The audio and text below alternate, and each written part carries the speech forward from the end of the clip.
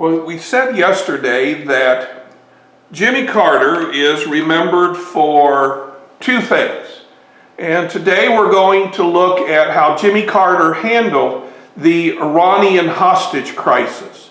Now, even Jimmy Carter himself has said that had he done a better job in Iran, he might have defeated Ronald Reagan. To understand what is happening in Iran, you have to go all the way back to the Eisenhower administration. Now, if you remember, Iran had been a part of the British Empire following World War I and had remained part of the British Empire until after World War II. After World War II, the Iranians are asked to pick a government, and the government they choose is opposed by the United States. We believe that the government that the Iranians chose is highly communistic. And so the CIA is going to overthrow the leader of Iran and is going to replace him with the Pahlavi family. Now, Reza Pahlavi is a family that's roots go all the way back to when Iran was an empire. And Pahlavi will declare himself the Shah. Now, to show support to the United States for us helping him get his new gig, Iran is going to sell oil to the United States at rock bottom prices. And Iran is going to buy military hardware from the United States. Israel was our biggest customer. Iran was our second biggest customer. Now we get to 1979. The Shah, Reza Pahlavi, is not a very nice guy. And anytime he feels that his power is being threatened, he is going to try to overthrow that and throw these people in jail. Soon, most Iranians are opposed to the Shah. Now, the biggest group that is opposed to the Shah are Muslims. Muslims believe that the Shah is trying to be too progressive, and they are going to rise up against the Shah. Eventually, the Shah will be forced into exile in the country of first Egypt and then later Panama. Now, OPEC is going to show its anger for our support of the Shah by increasing oil prices on the United States.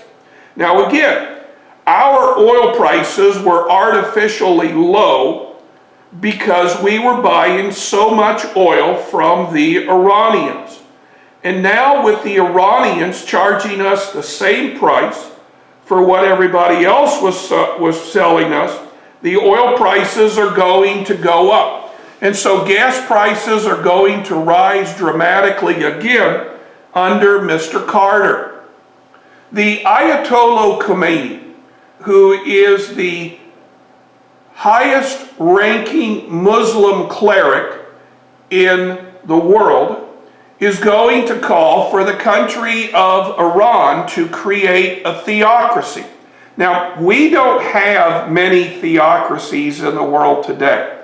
Iran is probably the best example of a theocracy. Does Iran have a legislature? Yes. Does Iran's legislature get voted in by the people? Yes. Do the laws that the legislature make, are they enforced in Iran? Well, sort of. To run for the legislature, you have to have the backing of the ruling Muslim Council. For a law to be passed, it must get the approval of the ruling council. Same thing with courts. Before a court action can be handed down, the ruling council has to give their blessings. Well, this is going to cause a great deal of tension in Iran because there are many people who say this isn't right. Now, we know the Shah has already fled. Now, it was in Egypt that the Shah was diagnosed with cancer. Now, back in those days, cancer was pretty much a death sentence. Very few people ever survived cancer. And the type of the cancer that the Shah had only had just a couple of places in the world where it could be treated. And the country that had the best treatment was the United States. The Shah is going to appeal to President Jimmy Carter to allow him to come to the United States for treatment of cancer. The United States agrees, and the Shah comes to New York City for cancer treatments. Now, of course, the Shah has a bit of an entourage.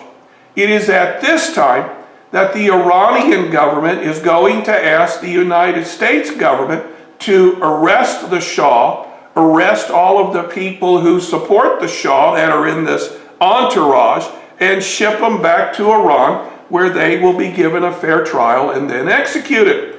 President Carter says no. Well, to show their anger, Iranian students are going to surround the United States Embassy in Tehran. Now, all embassies have guards from the country, but the guards from the country only are supposed to protect the embassy. The embassy grounds itself is to be protected by the host country. And the Iranian military did nothing. And soon the militants are going to take over the U.S. Embassy. Now, immediately, most of the women are going to be freed for religious standpoint, and so are the minorities. Many Iranians said they hoped that this would stir up trouble back in the United States. Ironically, the two women who were kept hostage were told they were going to be held hostage because they felt that one of the two women was in charge of the CIA. Ironically, the women that they released all of the CIA agents the U.S. had in Iran that were women. There were only about 55 white staff members who were kept.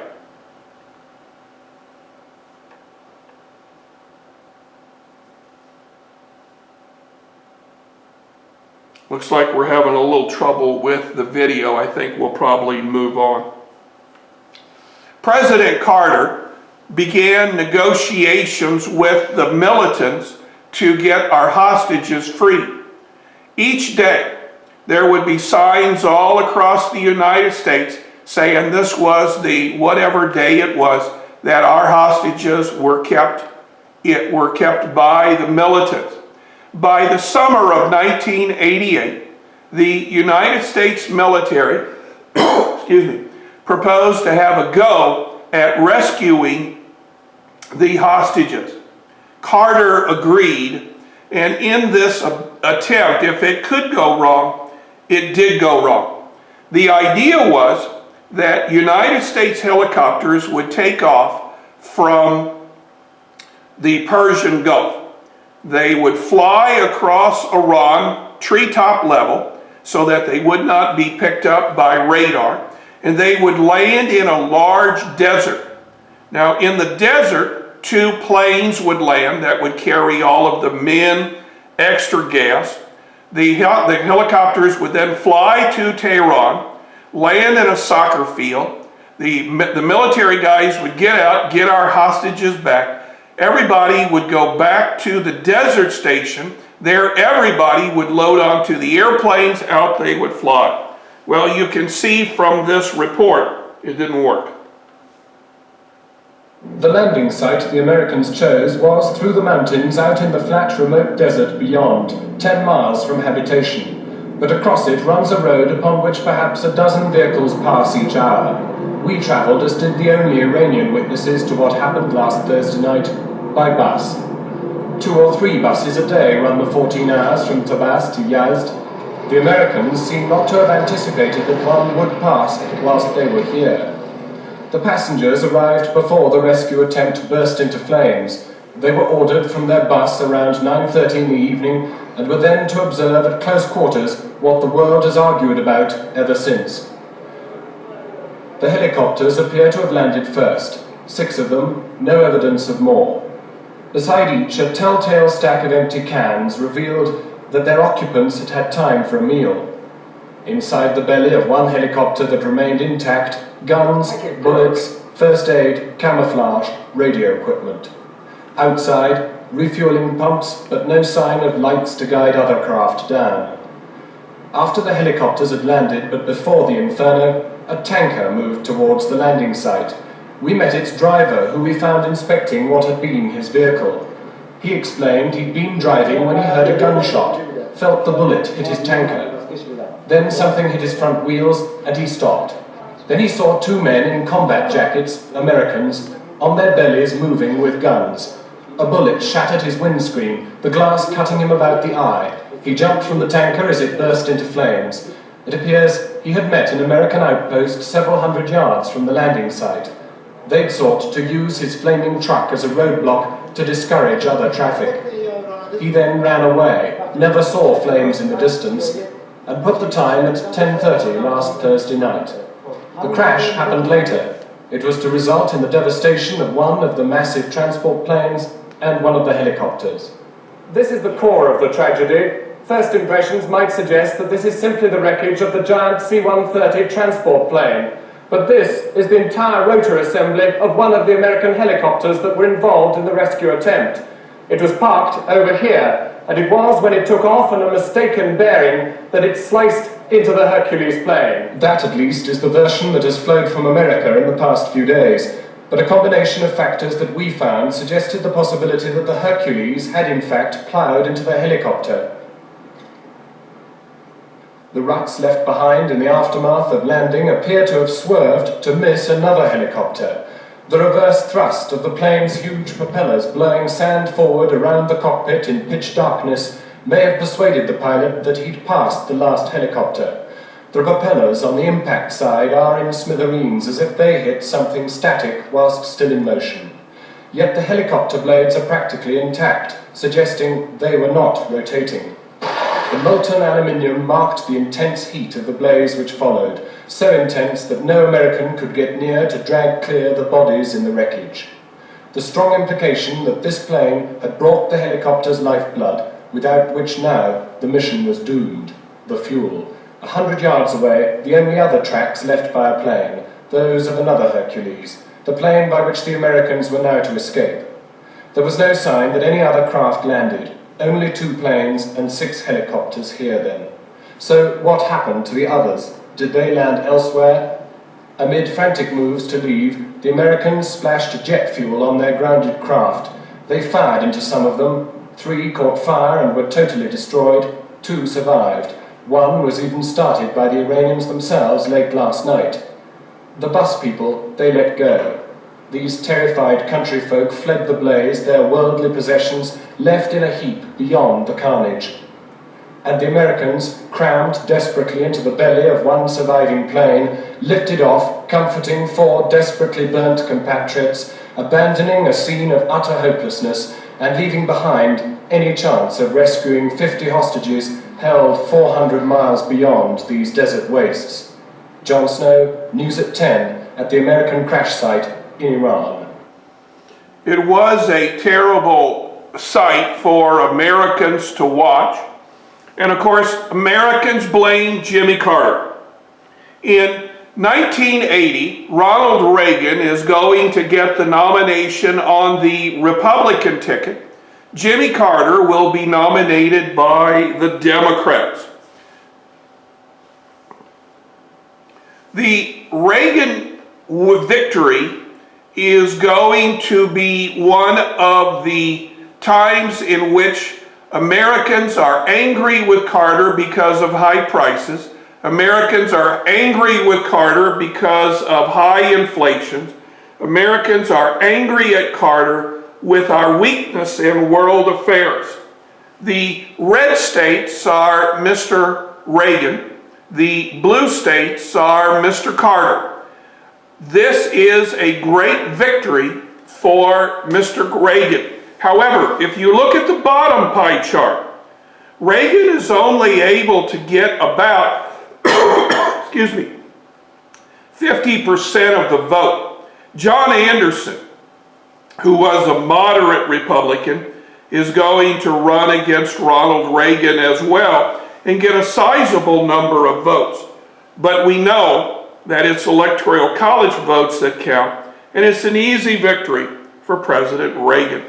On the day of the inauguration, Iran announces that the American hostages will be released, and they arrived in the United States about a week later. Reagan now does not have to worry about Iran in his presidency. Ronald Reagan, as I have said, started off as a movie actor. Now, this is Ronald Reagan in his most famous role. He played George Gipp in the Knute Rockne story. Now, George Gipp was an All-American football player who tragically died his senior year. And supposedly, at least in the film, George Gipp tells Knute Rockne that when the chips are against the team, to win one for the Gipper. Now, most people who knew Reagan referred to Reagan as the Gipper. That was his nickname. Reagan will then go on to star in television in the 1950s, and then in the 1960s he will be elected governor of the state of California. Reagan will be inaugurated in January of 1981, and then in March of 1981, while attending a dinner party, as Reagan steps out, a crazy man will come out of the woodwork to shoot Reagan. I heard a noise and we came out of the hotel and headed for the limousine, and I heard some noise and I thought it was firecrackers. And the next thing I knew, one of the Secret Service agents behind me just seized me here to the waist and plunged me head first into the limo. I landed on the seat and the seat divider was down, and then he dived in on top of me, which is part of their procedure to make sure that I'm covered. Well, as it turned out later, the shot that got me caromed off the side of the limousine and hit me while I was diving into the car. And it hit me back here under the arm, and then hit a rib. And that's what caused an extreme pain. And then it tumbled, it turned instead of edgewise and went tumbling down to within an inch of my heart. But when I got in the car, I hadn't felt anything. He landed on top of me, and then the pain, which now I know came from the bullet hitting that rib, that terrific pain. And I said, "Jerry, get off. I think you've broken a rib of mine." And he got off very quickly. And just then I coughed. And I had a handful of bright red frothy blood. So I said, "And I guess that evidently the broken rib has pierced the lung." Well, he simply turned and said George Washington Hospital, and we were on our way. But and all the way I used up my handkerchief and then I used up his. But when I got to the emergency entrance, I got out of the car and walked in, and a nurse met me, and I told her I was having a little trouble breathing, and what I thought it was. And the next thing I knew, then when my knees began to turn to rubber, and I wound up on a gurney, and I was wearing a suit like this for the first time I'd ever worn it. It was brand new, and they were taking scissors and cutting it off of me. And you were thinking, what are they doing? Did you ever think you might die? No, although I didn't just leave it to chance. I talked to my friend upstairs about that. But you never thought that this was the end? No. Just some people in that situation, in a trauma situation, think it's over. No, I found out afterward that a lot of those people there at the hospital thought it could very likely be the end. They said that I was very near going into a state of shock. And I had also lost more than half the blood in my body. And so that, but... Were you angry? Well, I didn't know for quite a while until they began to tell me about the young man that had done this, and what his problem was, that he was not exactly on a normal basis. And so then I added him to my prayers, that prayers for myself, that, well, if I wanted healing for myself, maybe he should have some healing for himself. The Pope forgave the man who shot him. You forgive John Hinckley? Yes, I found out he wasn't thinking on all, on all cylinders now. Bill Casey, Billy. Bill Casey. Now, this interview was given about 2 years after Reagan left office. I would say this was probably in 1990, 1991, because they made mention of Pope John Paul II and the assassination attempt on his life. They gave the name of the person who attempted to kill Mr. Reagan, and Mr. Reagan made light of the fact that he felt he was, well, a little crazy. The assassin told his doctors that he wanted to kill the president so that he could draw the attention of actress Jodie Foster. Now, at the time, Jodie Foster was a 19, 20-year-old actress who had just been part of a major film called Taxi Driver. And the assassin had said he had wanted a date with Jodie Foster. And he felt that by shooting the president, Jodie Foster would want to go out on a date with this guy. Well, obviously that is not the case. Now, Mr. Reagan has passed on, but the assassin is still very much alive and is still confined to a Washington, D.C. mental facility.